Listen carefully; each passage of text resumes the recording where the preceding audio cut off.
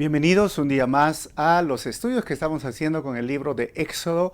Hoy vamos a estudiar Éxodo capítulo 10, la octava y novena plaga. Cuando hablamos de estas plagas, recordemos que son actos sobrenaturales de Dios, que Dios está usando su poder, que es sobre todo poder, para demostrar a al hebreos, si lo llamaríamos, o al pueblo de Israel, que han pasado 400 años suplicando por libertad. 400 años, 4 siglos, cuántas generaciones pasaron, pero no conocían en persona, en vivo, o no habían tenido una experiencia personal con el Dios creador, como lo tuvo Abraham, Isaac o Jacob y aún José. Habían escuchado de Dios, pero no tenían una experiencia personal con Él. Pero las plagas tienen esta intención, que el pueblo hebreo o Israel lo conozca. Y ahora vamos a ver la octava y novena plaga, y también nosotros vamos a conocer quién es nuestro Dios. Oramos y continuamos. Señor, te quiero dar gracias en esta hora por tu palabra. Gracias, Señor, por estos versículos, y ayúdanos a entender, que tu Santo Espíritu nos ayude a entender tu palabra y usa mi vida para enseñar en este momento, Señor, sobre estos principios, sobre estos versículos, sobre tu palabra que es viva y es eficaz. En tu nombre, Jesús, te pido esto. Amén. Así que, bueno, vamos a estudiar la octava y la novena plaga. Recordemos que las plagas, la primera y la segunda plaga eran sobre el agua, la tercera y la cuarta plaga eran sobre la tierra, y la quinta y sexta, séptima, octava y novena son sobre el aire, y la décima tiene que ver sobre el hombre. Pero ¿de qué plagas estamos hablando? La primera es el agua que se convierte en sangre, ¿recuerdan? La segunda tiene que ver con las ranas que llegaron hasta el palacio. La tercera tiene que ver con este tipo de mosquitos pequeñitos que dicen que eran tipo de piojos, pero el texto habla de mosquitos que ni se podían ver o distinguir, pero que picaban y molestaban. La cuarta plaga tiene que ver con todo tipo de moscas. Así que habían las moscas que tú conozcas y que tú conoces, estaban ahí. Luego hemos visto la quinta plaga, que tiene que ver con el ganado. El ganado que estaba afuera probablemente sea este virus, como el anthrax, como dije anteriormente, que hizo que todos se contagiaran y murieran, y esto atacó una vez más a la economía de Egipto. La sexta plaga tenía que ver con llagas. Algunos dicen que fue este tipo de viruela que produce fiebre, escozor, pus, sangrado, molestia, escozor, etcétera, etcétera. Y la séptima plaga tiene que ver con el granizo, que era tan grande, algunos dicen que fue un tipo de meteoritos o que caían del cielo y levantaban fuego abajo, pero al final terminó matando hombres o animales y destruyendo árboles, plantas, etcétera, y hasta una cosecha del lino y la cebada que se vio. Ahora vamos a ver la octava, que tiene que ver con las langostas, y la novena con la oscuridad. Así que el bosquejo es del 1 hasta el 20, la octava plaga, las langostas, y del 21 al 29, la novena plaga, las tinieblas.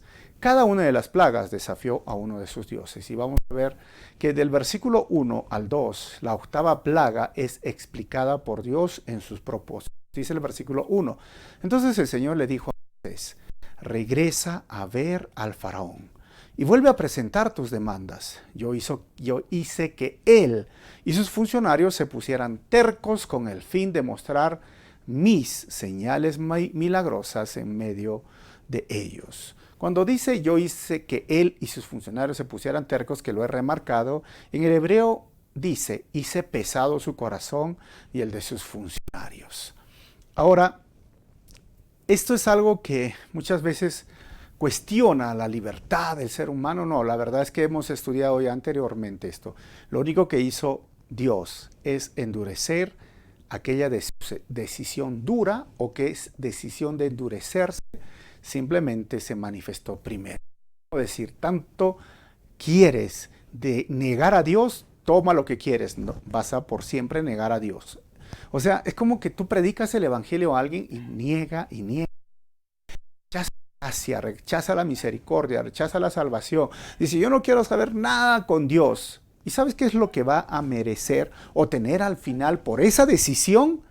Una vida sin Dios en el lago de fuego o en la eternidad bajo la tortura del lago de fuego, la muerte segunda. Entonces va a tener lo que decidió tener, simplemente, y a eso se refiere el texto. Estas langostas, si vemos un poco, era algo que atacaba muchas veces a Egipto y hasta el día de hoy ataca en estos países de África, estas langostas que son, wow, interesantes. Ahora, de acuerdo con el capítulo 9, versículo 32, que hemos visto que estaba en paréntesis la semana pasada, parece que la plaga vino unas 4 a 8 semanas después. Estamos hablando entre 1 o 2 meses después de la del granizo, porque recuerden que todavía este tipo de trigo no había crecido, entonces ahora ya creció y había brotado, y ahí es donde va a atacar ahora esta plaga. Versículo 2, también lo hice el siguiente propósito, para que ustedes pudieran contarles a sus hijos y a sus nietos acerca de cómo puse en ridículo a los egipcios, acerca de las señales que realicé en medio de ellos, y para que ustedes sepan que yo soy el Señor. Hermanos, si bien es cierto, las plagas tenían la intención de manifestar su poder, también era para que después de 400 o 420 años, todo este pueblo, que eran casi 2 millones de personas, que no tenían una experiencia personal con el Señor, que sabían y habían escuchado de Dios, pero no habían experimentado el poder de Dios, pues sepan, conozcan, lo vivan, y es más, lo cuenten a sus hijos, lo cuenten a sus nietos y a sus bisnietos. Y esto de contar las historias era muy, muy típico y tradicional de las culturas antiguas, porque no había televisión, no había internet. Entonces, ¿qué crees que hacían las familias ya antes de acostarse? Contar historias. Pero yo te pregunto a ti, ¿tú tienes historias que contar acerca de los milagros, de los prodigios, de la forma que Dios en forma sobrenatural te ayudó? ¿Cuál es tu experiencia de vida? Yo tengo muchas experiencias de cómo Dios, por ejemplo, me sanó cuando yo era niño de unas enfermedades de la piel que tenía, cómo Dios ha ido guiándome para que yo pueda estar en esta ciudad y pueda realmente hacer su obra, no solamente aquí, sino en Perú o Sudamérica. Tengo muchas historias de las maravillas que Dios ha hecho y puedo contarlas no solamente en un sermón, sino también a mi familia. Pero tú tienes historias. Créeme que si no tienes historias, quizás no estás teniendo la experiencia personal con el Señor, porque es importante que conozcas al Dios vivo y real. Yo conozco muchas historias de personas que han sido sanadas milagrosamente, han salido de cuartos de o que han sido sanados de algunos tumores, o que han sido realmente restaurados en su matrimonio, o que han sido restaurados en su vida, y cómo hoy pueden contar las maravillas del Señor. Realmente hay muchas historias, porque sabes que las maravillas de Dios y su poder experimentados en tu vida es para fortalecer tu fe y contar a las futuras generaciones.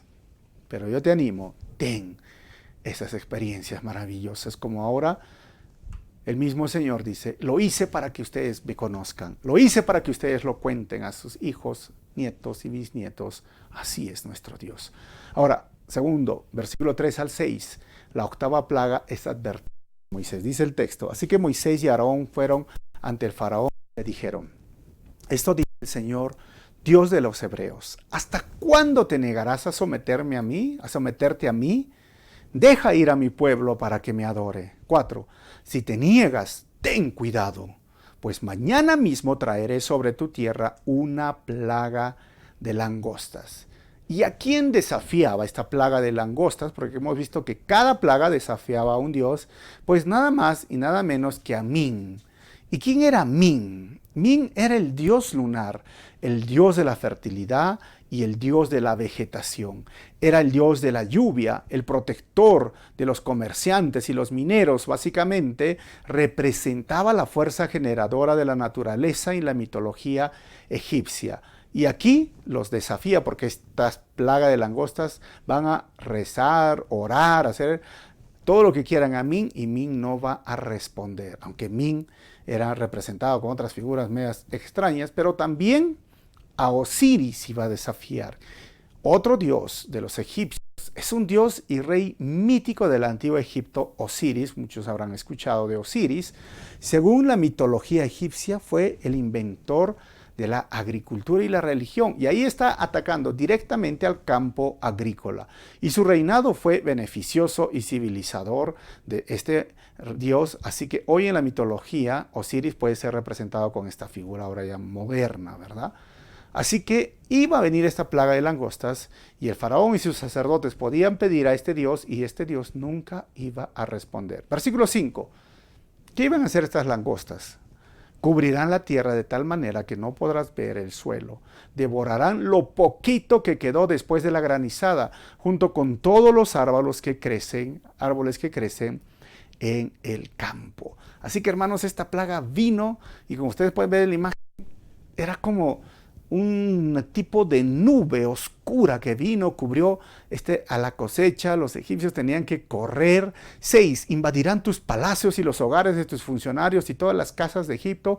Jamás en la historia de Egipto vieron tus antepasados una plaga como esta.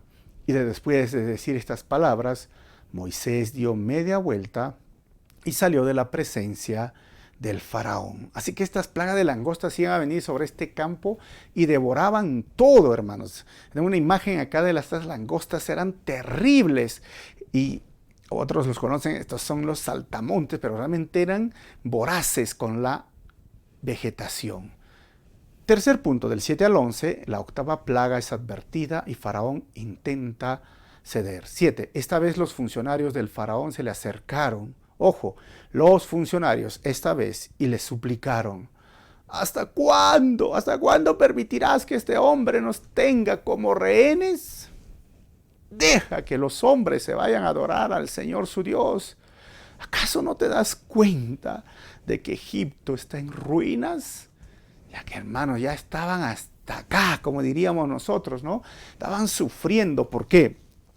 Ya vino el agua, ya las ranas, ya los mosquitos, ya las moscas, ya las úlceras, o sea, ya el ganado, ya el granizo. Estaban diciendo, ya hasta cuando pareciéramos rehenes en este pueblo. Déjalos ir, ya, faraón, por favor. Ya estaban hartos. La economía cayó, la crisis vino. Imagínense todos los animales muertos, ni se podían ni comer, y aparte eran las vacas sagradas. O sea, era una pestilencia, era terrible. Y es interesante que estos funcionarios en esta octava plaga recién dicen, esta vez sí, faraón, reaccionan. Hermanos, muchos esperan que la calamidad o sufrimiento llegue a su vida para recién reaccionar, reflexionar sobre su relación con Dios. Que no te pase a ti, hermano. Es triste que este virus ha sacado, diríamos, lo mejor y lo peor, si lo podríamos decir, ¿no? Ha fortalecido la fe de aquellas personas que tenían fe en las promesas de Dios y que estaban en una relación correcta con Dios. Y amén, se han conectado por el Zoom y ahora están congregando en la iglesia, estamos felices. Y es más, han seguido predicando, animando, enviando por las redes sociales los devocionales que hacemos o los versículos bíblicos, compartiendo el mensaje, pero también ha sacado o ha debilitado lo peor, ha sacado lo peor, lo débil de una fe. Muchas personas se estaban animando y animando, los jóvenes que vengan, y al final se han desaparecido, ya no están. Y a veces cuando están las últimas, esperan hasta que toda la crisis, la calamidad, el sufrimiento venga y van a decir, pastor, ore por mí. Oh, por favor, ayúdeme. Que no sea tu caso.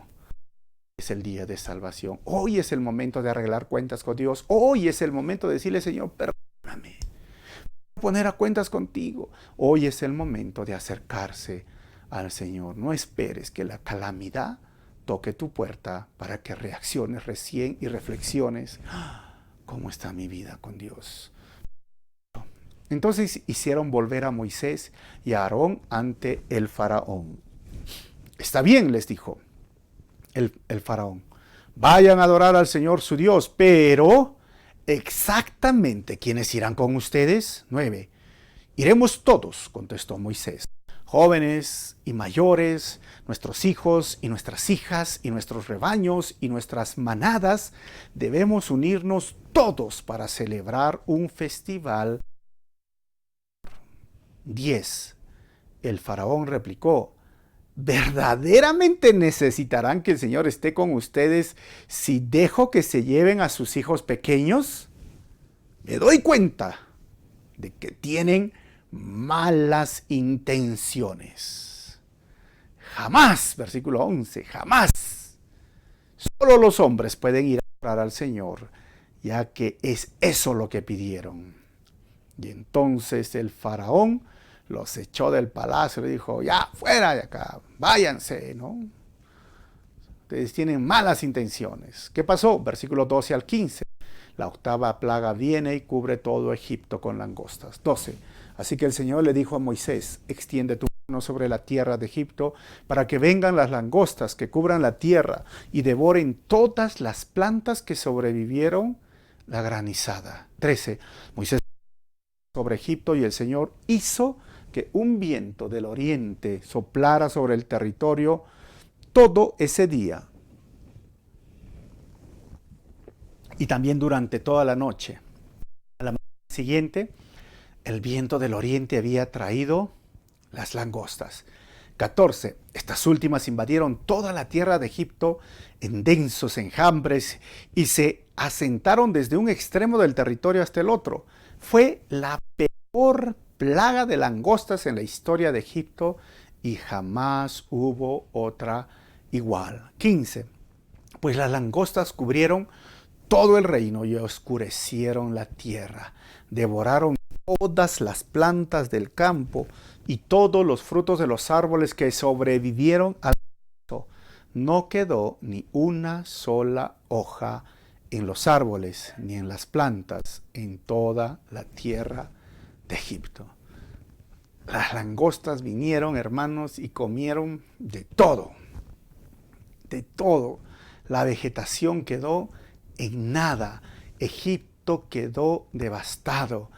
Si había una esperanza de que un arbolito sobrevivió o que ya estaba brotando ahora el trigo, ¿no? Ya todo. Hermanos, no quedó nada, nada, nada. ¿Te imaginas? Como explicaba así una imagen, todo el cielo se volvió negro, pero no era una nube, eran langostas.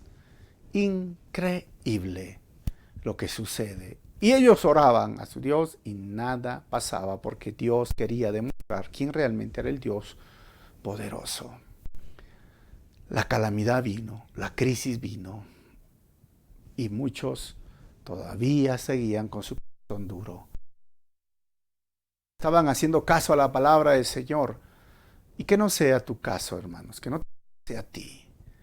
Hoy es el tiempo de arreglar cuentas con el Señor. Hoy es el tiempo de acercarse realmente con un corazón sincero a Dios y buscar su presencia. Ahora, quinto, del 16 al 20, la octava plaga provoca una falsa confesión de pecado del faraón. 16, entonces el faraón mandó a llamar a Moisés y a Aarón de inmediato y dijo: he pecado contra el Señor su Dios y contra ustedes, les confesó. Perdonen mi pecado una vez más, el versículo 17, y rueguen al Señor su Dios para que aleje de mí esta muerte. ¿Sabes? Faraón se arrepintió. Obviamente que conocemos toda la historia, hubo 10 plagas. Y en esta plaga no se arrepintió. Pero sí estaba triste, decía: por favor, perdonen, saquen esto. Esto nos hace entender, ¿sabes qué? Que una persona puede pedir perdón sin estar arrepentido. Dije que arrepentimiento es dejar lo malo que estabas haciendo. Vuélvete a Dios. O sea, vuelve tu mirada a Dios. Y arrepiéntete significa deja lo malo, deja ese pecado, deja ese estilo de vida, deja ese vicio, deja esa relación que no glorifica a Dios. Déjalo y vuélvete a Dios y empieza a obedecer sus mandamientos. No solo es llorar, no solo es decir: oh, me duele, confieso que me siento mal. No es arrepentimiento. Eso puede ser remordimiento. Porque el remordimiento sí hace, ¿no? Oh, me siento mal porque mira las langostas. Oh, me siento mal, mira, por lo que mi pecado ocasionó. Me siento mal porque no pensé que se iba a descubrir, o no pensé que iba a llegar a tanto, o me iba a costar tanto. Pero no cambias tu manera de vivir, no dejas tu pecado a un lado, no dejas tu estilo de vida. Por lo tanto, hay personas, y eso significa que pedir perdón, una persona puede pedir perdón a Dios sin estar realmente arrepentido. Miren el versículo 19. Y el Señor le respondió y cambió la dirección del viento. Y el viento fuerte del occidente se llevó las langostas y las echó en el mar Rojo. No quedó ni una sola langosta en toda la tierra de Egipto. Ya la angosta ya no era angosta porque habían comido todo y ya de repente la gorda, no sé, ¿no? La llena, la robusta, ya la angosta, no sé si entienden eso, pero bueno. Versículo 20. Pero el Señor nuevamente endureció el corazón del faraón, por lo cual no dejó salir al pueblo. Y ojo, que la palabra que se traduce aquí como endureció en hebreo es yasak o hasaj, que realmente significa fortalecer. ¿Y qué significa esto? Que Dios fortaleció lo que ya había en el corazón del faraón. ¿Y por qué lo menciono esto? Porque otra vez, si tú lees este texto aislado o estás escuchando esta enseñanza por primera vez, dices, pero ¿por qué le culpa a Dios si él mismo endureció su corazón? O sea, no, él, simplemente la palabra hasak significa fortalecer, es decir, lo que ya había decidido en el corazón del faraón, simplemente Dios lo fortaleció. No es que Dios lo hizo duro desde el principio intencionalmente, eso no es lo que quiere decir el texto, sino que él decidió endurecer su corazón. Él decidió rechazar a Dios. Él decidió desobedecer a Dios. Él decidió no escuchar y dijo no, se puso terco, duro. Entonces lo único que hizo Dios es fortalecer el endurecimiento que ya existía en el corazón. Por eso, una persona puede sentirse afligido y pedir perdón por las consecuencias de sus malos actos. Pero cuando todo está bien, todo volvió a la calma, vuelve a la misma conducta pecaminosa. Así que no nos sorprendamos si realmente por ahí un hermano, un amigo, alguien dice, pero yo pedí perdón, lloré, puse mal, pero otra vez sigue lo mismo. No ha arrepentido, no ha cambiado su conducta. Por lo tanto, no es verdadero ese arrepentimiento. Y Faraón lo muestra, ¿no? Ahora vamos a ver la novena plaga, las tinieblas. Dice el texto del 21-23, la novena plaga llega sin advertencia y cubre toda la tierra de Egipto. 21, luego el Señor le dijo a Moisés, extiende tu mano hacia el cielo, y la tierra de Egipto quedará en una oscuridad tan densa que podrá palparse. 22. Entonces Moisés extendió su mano hacia los cielos y una densa oscuridad cubrió toda la tierra de Egipto por 3 días. 23. Durante todo ese tiempo las personas no pudieron verse unas a otras ni se movieron. ¿Te imaginas? Cuarentena. Ya sabemos que es cuarentena nosotros, ¿no? O confinamiento. Sin embargo, la luz no faltó en ningún momento donde vivían los israelitas. ¿Y dónde era esto? La región de Gosén. O sea, ya hay una distinción. Israel, los egipcios. El faraón, los funcionarios, los que obedecían y no obedecían, los que sí hacían caso a lo que decía Dios y los que no hacían caso. Pero esta plaga de las tinieblas, ¿a qué Dios está desafiando? ¿Qué Dios egipcio en minúsculas? Se llamaba Ra. ¿Y quién es Ra? Ra es una de las principales deidades de los egipcios. Era el dios del sol. Era considerado el rey de los dioses en el panteón de los egipcios y como tal era el patrón del faraón. Y según la mitología egipcia, hermanos, el dios Ra moría cada día al caer el sol. Una imagen de Ra ahí, ahora con su fuerza. Pero cuando moría, ¿sabes qué? La mitología decía que peleaba con Apef o Apophis, que se llamaba esta diosa, ¿no? O sea, o el dios de las tinieblas o la diosa de las tinieblas, durante toda la noche luchaba contra Apef, dios de las tinieblas. Al final, Ra vencía a Apophis, porque esto era, se ocultaba el sol, moría, iba a las tinieblas, a los lugares oscuros, peleaba, vencía y resucitaba trayendo consigo el amanecer sobre Egipto. Según esta mitología egipcia, todos los días pasaba esto. Apep era la diosa del caos y era impredecible, por lo que todos los egipcios la temían. Y hay murales donde Ra está luchando con esta diosa Apep, que tiene símbolo de serpiente o culebra, con esa cabeza también que ha sido identificada, y hay muchos murales en los cuales se ve esto. O sea, ¿qué es lo que está pasando aquí? Si Ra tenía toda la noche para pelear y vencer, y eso eran las tinieblas, y los egipcios le tenían miedo a Apep porque era la diosa del caos, era terrible su juicio, pero al día siguiente que salía el sol decía, oh, Ra venció, y otra vez disfrutaban el día. Pero ahora 3 días en tinieblas, y ellos que iban a considerar, oh, Apep va a salir un día, va a salir 2 días. ¿Qué va a hacer Egipto? Va a ser algo terrible, va a haber el caos. Va a haber... Entonces Dios ya está desafiando directamente a este Dios Ra, porque así es nuestro Dios todopoderoso. Pero esas eran mitologías, obviamente son dioses falsos, y hasta hoy, el día de hoy, en cada cultura hay dioses falsos. Por ejemplo, en Arequipa o en Perú existe esto de la Pachamama, ¿no? Como que la tierra es una diosa y hay que presentarle ofrendas. Algunos lo llaman las mesas o las mesadas, ¿no? O las mesas, que se hace con feto de llama y se pone granos de choclo, de maíz, de papa deshidratada, el chuño, y se pone muchas cosas, y se tiene que hacer una ceremonia especial, porque si no, ¿qué va a pasar? Vas a enfermarte, te va a ir mal en tu negocio, en tu trabajo, en el amor, etc. Y algunos tienen la creencia de que esto va a pasar. Pero con Cristo se rompe todo esto, hermanos. Nosotros nunca hemos pagado aquí en casa, en la tierra. Nunca hemos familia, porque tenemos al Dios que nos protege, el único Dios verdadero, el Dios soberano, que no está exigiendo este tipo de sacrificios.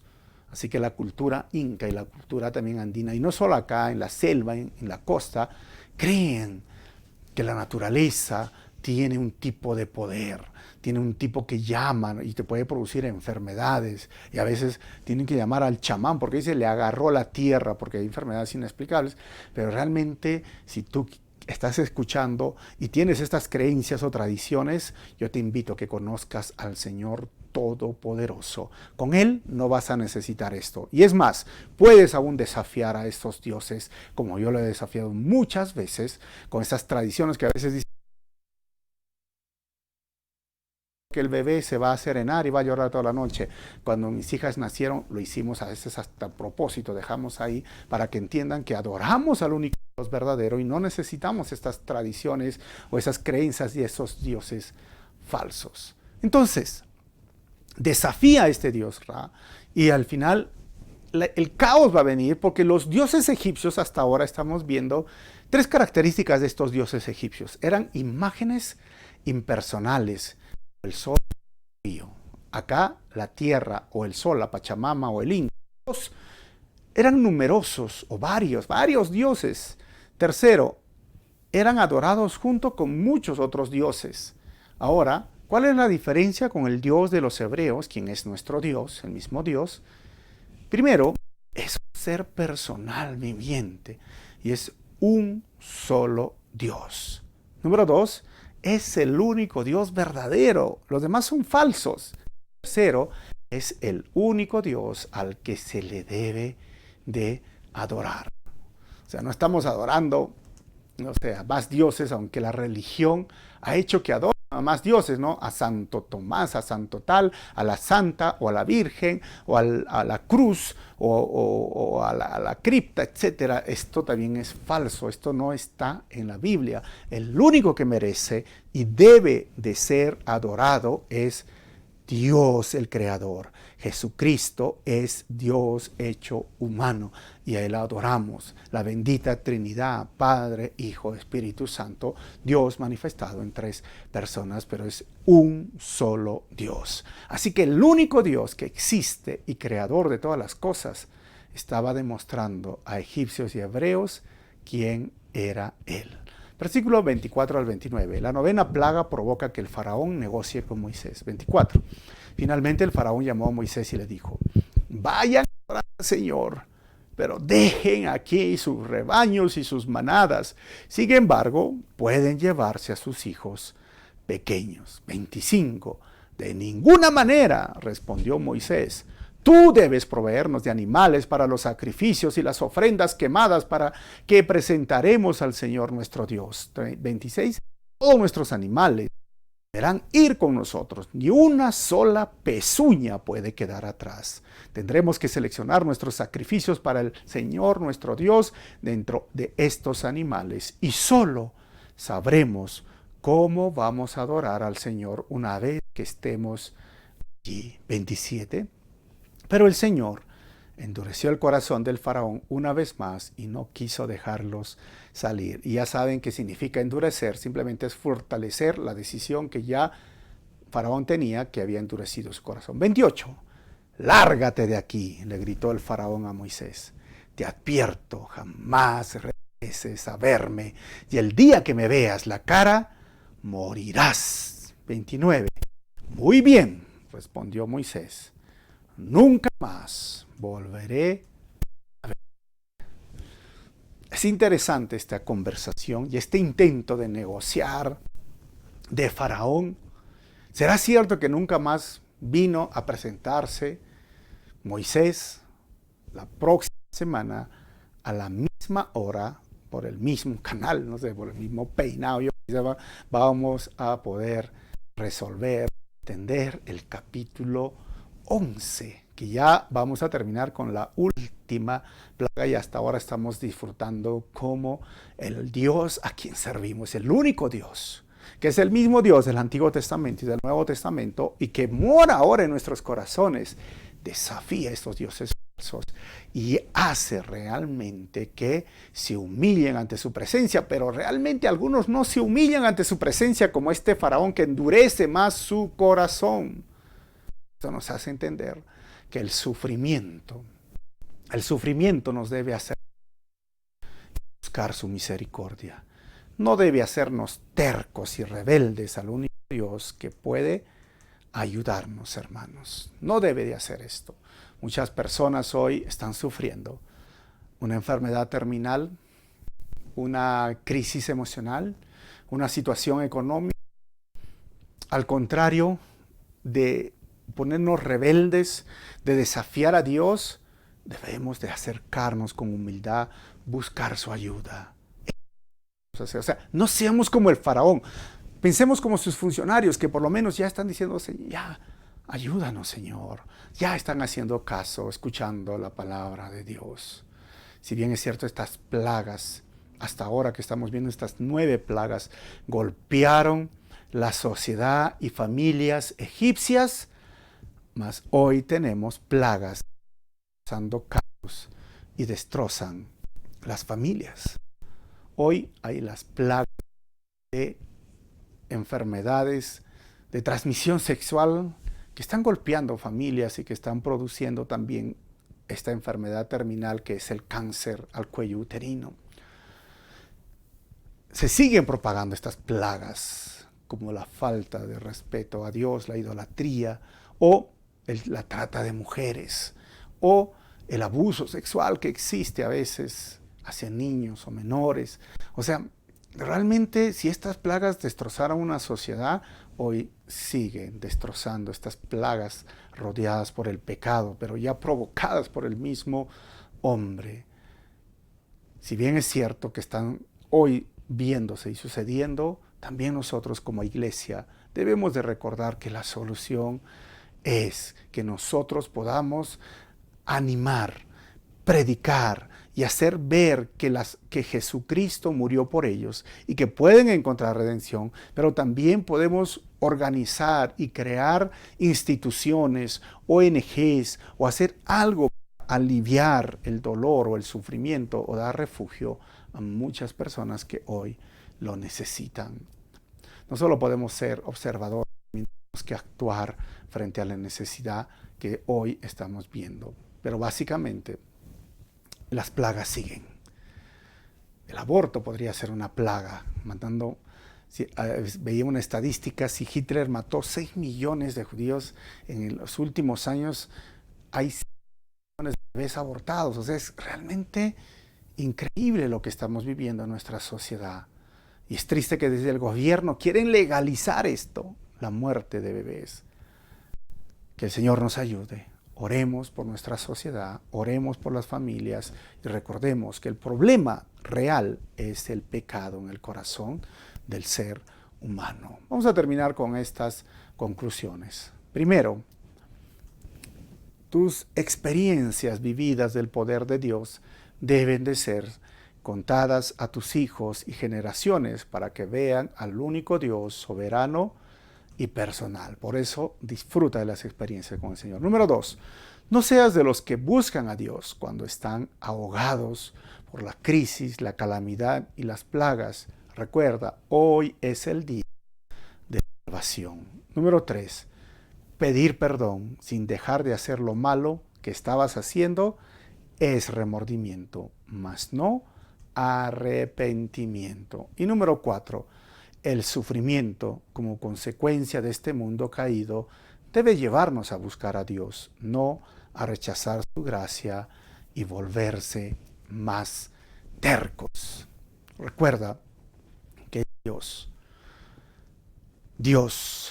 también sufrió y Jesús también lloró.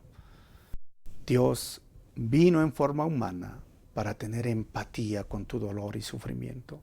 Si tú estás pasando una situación difícil hoy, si el sufrimiento ha tocado tu puerta, humíllate al Señor, busca refugio en Él.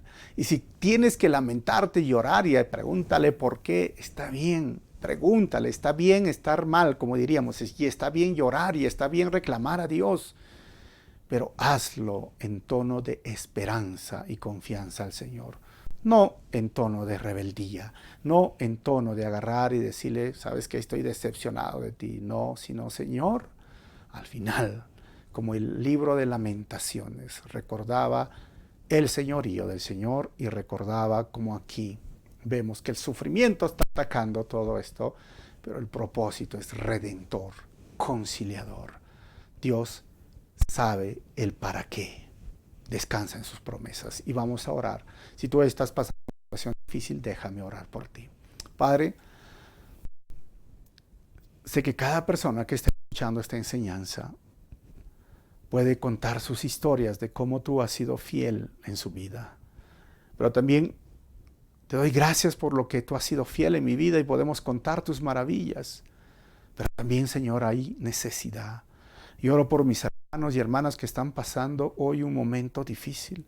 Si el sufrimiento ha tocado su familia, su puerta de su hogar, y tienen a un familiar que está con una enfermedad, o tienen un familiar que está en una crisis, ya sea de matrimonio o de sus hijos, o tiene una crisis económica, o tiene una crisis emocional, yo te pido, Señor, que consuele su corazón en este momento, que los ayudes a salir adelante, que pongas paz de lo alto, esa paz sobrenatural que sobrepasa todo entendimiento, que venga a reposar en su corazón y en su vida. Señor, también te pido que pongas las personas correctas para ayudar en esta situación difícil. También te pido que proveas de economía para que salgan de esta situación difícil. También te pido, Señor, que tu voluntad sea hecha en cuestiones de enfermedad o de dolor. Ten misericordia, ten compasión y da tranquilidad en medio de esta dificultad. Que el sufrimiento nos acerque a ti. Y es más, Señor, tú nos entiendes porque tú también sufriste en la cruz y tú también lloraste y sé que lloras con nosotros. Sé que también lloras con tu creación, sufriente y doliente. Gracias por todo esto, Señor. En tu nombre, Jesús, oramos así, Señor. Amén. Dios te bendiga y nos vemos la próxima semana con el siguiente capítulo. Y no te olvides de ayudar en las necesidades económicas de la iglesia. Nos vemos en el próximo estudio.